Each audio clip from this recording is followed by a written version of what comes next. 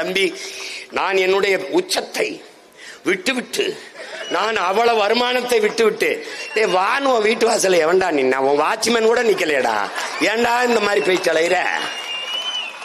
சேவை செய்ய வந்தா சேவை செய். நான் அடைக்கலம் தேடி வரவில்லை, படைக்கலத்தோடு வரும். யாரும் வான்னு உன்னை கூப்பிடலையே. எதுக்கு வர? எதுக்கு வர?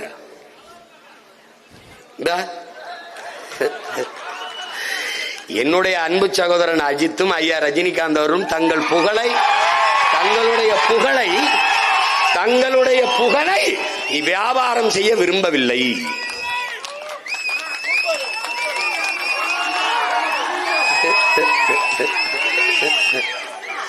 டேய், மக்களின் பிரச்சனையை இந்த நிலத்திலடா, இந்த நிலத்துல. டேய், உனக்கு சொல்றேன், ஐயா எம்ஜிஆர் நடிகர் நினைக்காத, 1.5 மணி நேரம் ஆனாலும் எழுதி வச்சு படிக்காம பேசுவாப்ல. ஐயா விஜயகாந்த பாத்துக்க, மனசுல இருந்து பேசுவாப்ல, மக்களின் மொழியிலே பேசுவாரு. ஆனா ஐயா ஸ்டாலின் கூட இந்த மாதிரி சின்ன சீற்றா. என் தம்பியும் ஐயா எடப்பாடியும் முழிச்சிட்டா.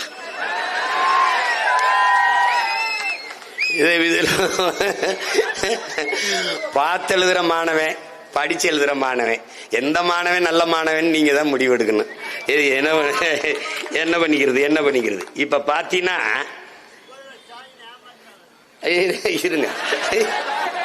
இருங்க வாரு, இவங்கெல்லாம் மழையில பேச முடியாது, காகிதம் நனைஞ்சிரும்.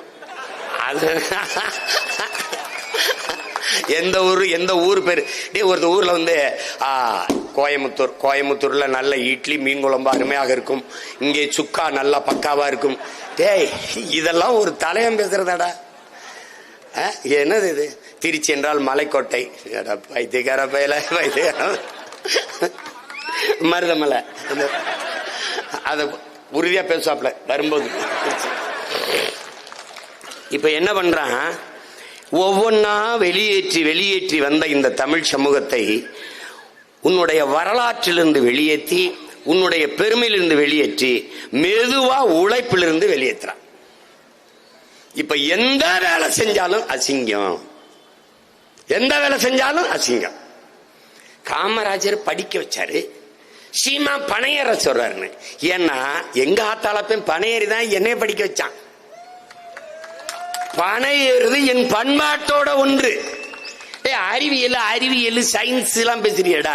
இங்க பாடுறா, ஒரு பனை மரம், இத பார்த்தவன ஒருத்தனுக்கு ஒரு பாலை வருது.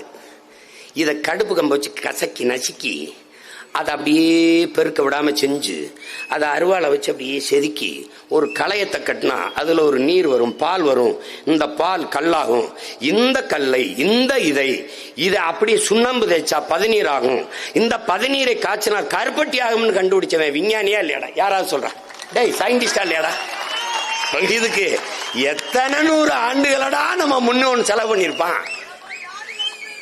இவன் வந்து நம்மளை கேவலப்படுத்துறான்டா. பணம்பால், தென்னம்பால், ஈச்சம்பால், மூலிகை சாறு, பசும்பால், அது பணம்பால். இவன் டாஸ்மார்க்கில் விற்கிறது நஞ்சு, விஷம். விஷத்தை விற்கிற முதலாளி பணம்பால் தென்னம்பாலை நஞ்சென்று சொல்கிறார். இதை நம்பிய தமிழ் சமூகம் கேவலம். ஒன்னா வெளியேற்றி வந்தவன் உழைப்பிலிருந்து உன்னை வெளியேற்றான். இதுக்கு பெரிய வேலை 100 நாள் வேலை. சிரிக்காத. 100 நாள் வேலை திட்டம், மீதி நாள் சும்மா இருப்போம். தம்பி, 80 கோடி மக்கள் ஏழை. இந்தியா இந்த பட்டினி கிடப்பவர்கள் நாட்டில் மிக முதன்மையான இடத்துல இருக்கு. இதுல வந்து பாத்தீங்கன்னா சில நாடுகள்ல நீ ஆய்ந்து பாத்தீங்கன்னா மீன் வளம் மட்டும் இருக்கும், காடுகள் வளம் மட்டும் இருக்கும். சில இடங்கள்ல சின்ன சின்ன வளங்கள் மட்டும்தான் இருக்கும். இதுல சிங்கப்பூர்ல கடலை தவிர எதுவுமே கிடையாது. இந்த நாடுகள் எல்லாம் ஒரு சில வளங்களை மட்டும் வைத்துக்கொண்டு, கியூபானா வெறும் கரும்பு, இப்ப பிரேசில்னா மாடு கரும்பு, டென்மார்க்னா மாடு, இந்த மாதிரி சின்ன சின்ன வளங்களை வைத்துக்கொண்டு வளமையாக செழிப்பா வாழும் போது எல்லா வளங்களையும் வைத்துக் கொண்டு சில நாடுகளை பனி அடர்த்தியா கொட்டும், சில நாடுகளை மழை அடர்த்தியா பெய்யும், சில நாடுகளை வெயில் அடர்த்தியா அதிகமா அடிக்கும். ஆனால் எல்லா பருவநிலையும் மிகச் சீராக இருக்கிற ஒரு தேசம், ஒரு நிலப்பரப்பு இந்தியா. இங்க கடல் இருக்கு, மலை இருக்கு, நிலம் இருக்கு, காடு இருக்கு, எல்லாம் இருந்தும் உழைக்க அளப்பெரிய மனித ஆற்றல் இருக்கு. எல்லாம் இருந்தும் என் நாடு பிச்சை எடுக்குதுன்னா காரணம் என்னன்னு நீ கேட்டுக்க. உழைப்பில் இருந்து உன்னை வெளியேற்றி சும்மா உட்காரு, உனக்கு சம்பளம் தாரன்ட்டான். உலகத்துல மூளைங்கிற உறுப்பு இல்லாதவன் ஆட்சியால சொன்னா கூட அவன் என்ன செய்வான்னா, அவனுக்கு தெரியும் மனித அறிவாற்றல், மனித உடலாற்றல், இது இரண்டையும் உழைப்பில் ஈடுபடுத்தி உற்பத்தியை பெருக்கிற நாடுதான் வாழும் வளரும். ஆனால் சும்மா உட்காரு சம்பளம் தாரன்னு சொல்ற நாடு எப்படா உருப்படுங்கிற கேள்வியை அவனாது கேட்டானா. இதை ஒரு திட்டம்னு கொண்டு வர்ற முட்டாள் கூட்டத்தை வச்சிட்டேடா நீ. எப்படா ஏற்ப நீ சாரா இந்த 100 நாள் வேலை திட்டத்தை ஒரு கேள்வி வைப்போம்டா. நட்டு வைத்த மரங்கள் எத்தனைடா? நட்டு வளர்த்த மரங்கள், தூர்வாரிய ஏரி குளங்கள், சீரமைத்த சாலைகள். டேய், உண்மையிலே என் உடன் பிறந்தானே உட்கார்ந்து பல்லாங்குழி ஆடுறது, ஒருத்தர் தலையில ஒருத்தர் பேன் பாக்குறது, படுத்து தூங்குறது, ஆண்களா இருந்தா சீட்டாடுறது, தாய கட்ட உருட்டுறது, இதாண்டா 100 நாள் வேலை.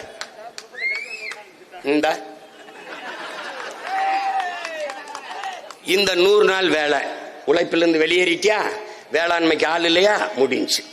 அதுக்கப்புறம் நீ உழைப்பிலிருந்து வெளியேறின, உனக்கு உளவியலா ஒரு நோயை தந்தான். என்ன நோய்? என்ன நோய்? இங்க பாரு, ஆடு மாடு வளர்க்கறது, ஆடு மாடு மேய்க்க சொல்றாப்ல. ஆனா தோசை நெய் போட்டு கொஞ்சம் முருகலா ரோஸ்ட் கொடுங்க, அத தூக்கலாம். இங்க பாருங்க, பால் கொஞ்சம் விட்டு டிக்காசன் பால் கொஞ்சம் போட்டு ஒரு காஃபி கொடுங்க.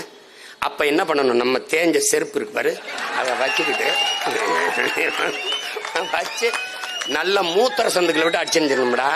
என் பங்காளி வடிவேல் சொன்ன பாய்த்தியக்காரன் நாயே நாயே, மாடு ஆடு வளர்க்கு. டை பகவான் பகவான் எங்க மாயோன் மேய்ச்சிருக்கான்டா, நபிகள் நாயகன் மேய்ச்சிருக்காரா, இறைமகன் இயேசு, இறை தூதர் நபிகள், எங்கள் இறை.